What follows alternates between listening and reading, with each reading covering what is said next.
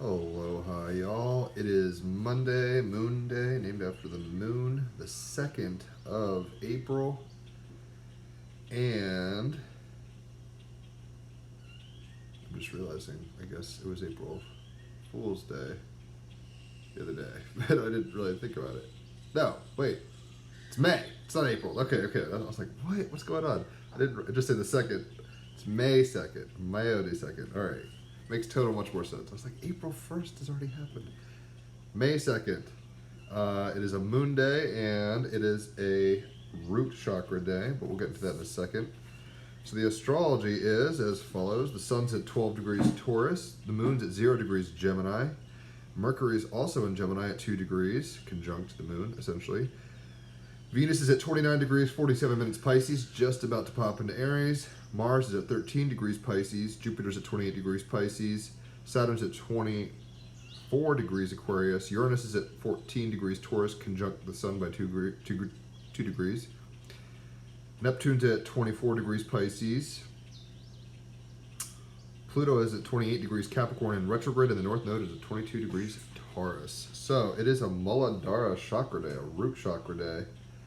And that is basically corresponding to your adrenals at the base of your spine. Keywords are vitality, courage, and self-confidence. Positive aspects are security, courage, strength of will, and pioneering spirit. Negative aspects, insecurity, self-pity, aggression, fear. The mantra is LAM, L-A-M, which is the key of C. LAM, kind of like that, do that stuff. Spiritual activities are noticing the beauty and perfection of the natural world. Essential oils, cinnamon, garlic, sandalwood. Plant is sage, metal is lead, element is earth. Musical note is C. Crystals are ruby, bloodstone, and hematite, and the soul lesson is service. So let's get into the cards, shall we? Should have probably pulled the cards out from their little stash box area prior, but hey, I got the month wrong for God's sake, so clearly I'm having a weird day.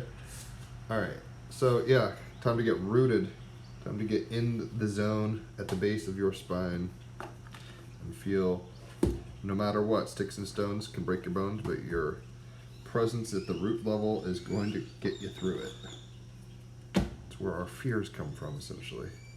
So the card of the day is 5 of Cups. I was just listening to and singing The Hurting by Tears for Fears, very similar to this. The hurting, or however it goes. 5 of Cups. If you're a Cancer, a Scorpio, or a Pisces, you're naturally the water sign, the cup, so this is not this is your suit. And 5s are typically dealing with difficult energy. And the 5 of Cups is no exception. The 5 of Cups, I am inconsolable. 5 of Cups, hope is not gone. Allow yourself to grieve what is spilled. Give in to the grief and work through it. Give in to the hurting, right?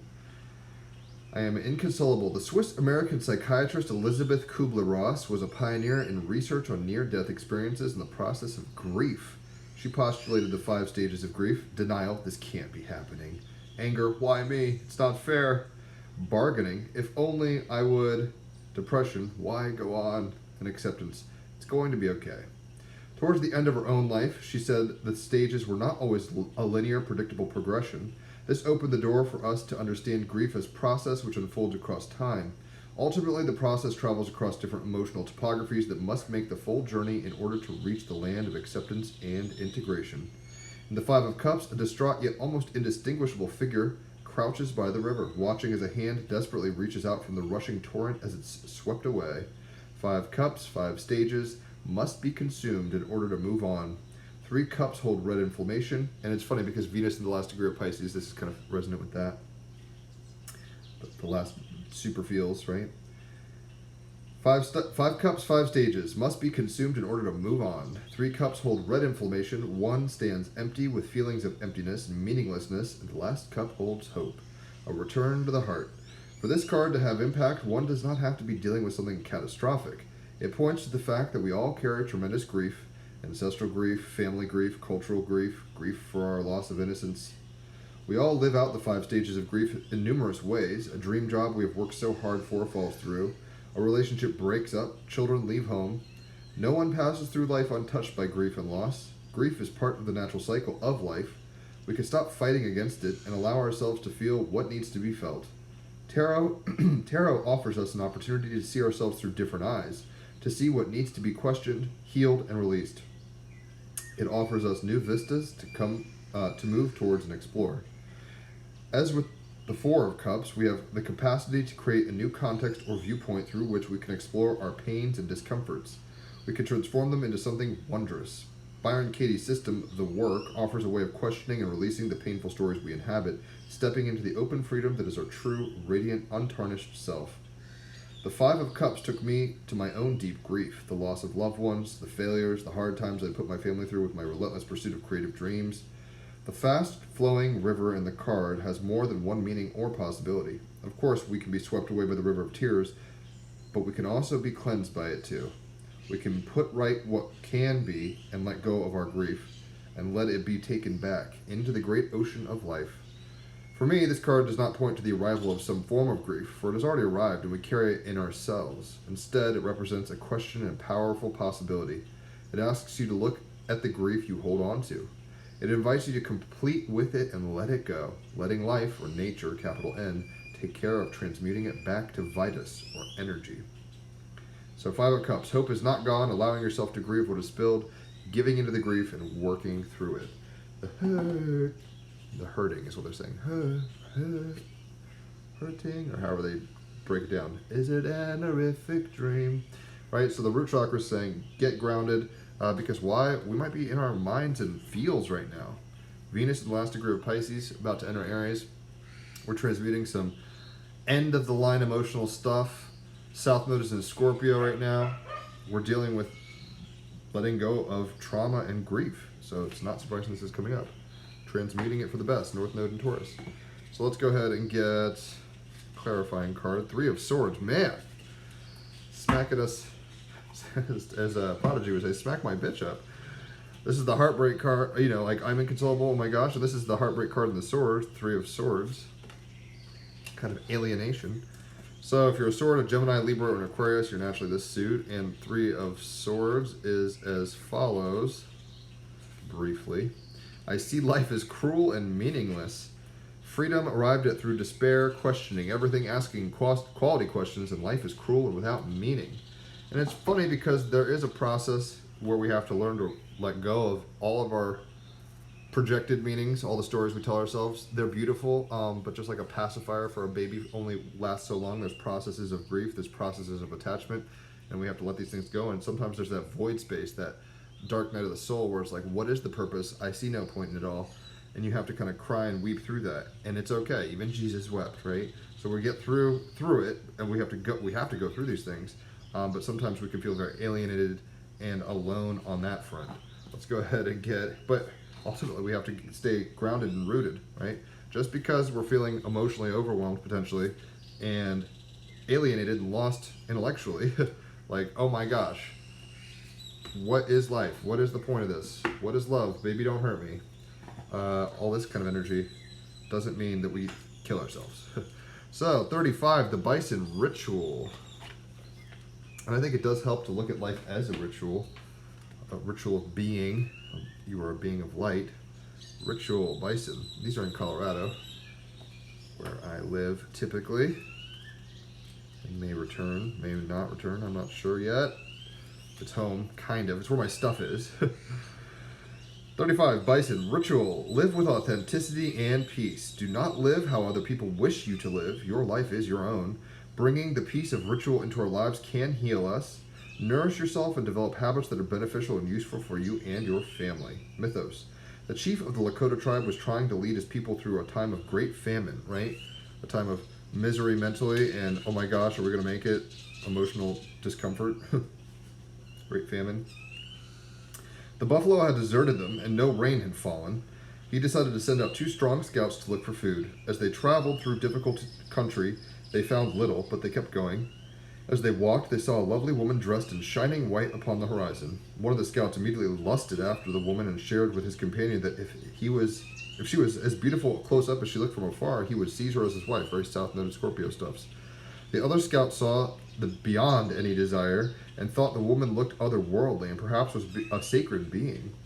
He shared his opinion with his friend and warned him against offending the young woman. It was soon clear that the first scout would take nothing of the second scout's advice. The first scout tried to hug and kiss the woman, and quickly a thick white fog enfolded the two of them. Soon the cloud dispersed, and only the woman remained.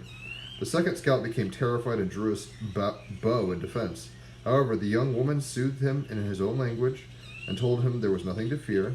Right? Tried to get him in his root chakra, in a place where there wasn't fear or tears for fears. Right? As she allowed him to step closer, he saw the dry bones of his more impertinent companion. Again, the scout became afraid and drew his bow. Again, the woman calmed him and explained that she was divine, Wakan, and that she could not be harmed by his bow. She introduced herself as Tessin Wee, White Buffalo Calf, and assured him that if the Lakota did all she asked, that they would live a better, more prosperous, and more peaceful life. White Buffalo Calf taught the Lakotas the right way to live and worship. She was also responsible for introducing the sacred pipe, or the Chananpa, I can't really pronounce that word, and the profound ritual that accompanied it. The animal. There are two kinds of bison, also known as buffalo, left on Earth, the American bison and the European bison, and they are all herd animals. The American bison is native to North America with a huge range that once extended right across America and into Mexico. They were plentiful and a key animal for the indigenous peoples, gifting them fur, pelt, horn, bones, meat, very Sun in Taurus, North Node in Taurus energy. These indigenous societies, particularly the Great Plains First Nations, moved seasonally according to where the bison would roam, so meat would be readily available even in extreme conditions. Bison were hunted close to extinction during the 19th and 20th centuries by white settlers.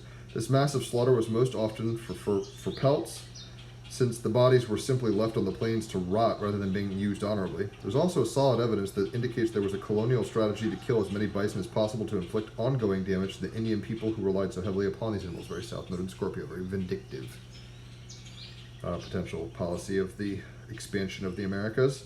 Happily, the bison is making a comeback both in Europe and in the U.S., and herds are protected in places such as Yellowstone National Park. Bison are very stoic animals, able to withstand extreme cold and heat. They have thick fur and huge heads, which they swing from side to side to clear snow so they can get at the grass beneath. American bison range from about 2 meters to 3.5 meters in height. Although they look slow and ungainly, they are not, and they are capable of running at 65 kilometers an hour and jumping 1 meter. Their babies are born with a distinctive red hue in spring and are referred to as red dogs. The magic. The magic of the bison is an ancient one that asks us to put aside the everyday and connect in with the natural world and that of the spirits. Having everyday ritual is an important touchstone for mental and spiritual health. Keeping to good and positive ritual and habits for ourselves is something with which the bison can help.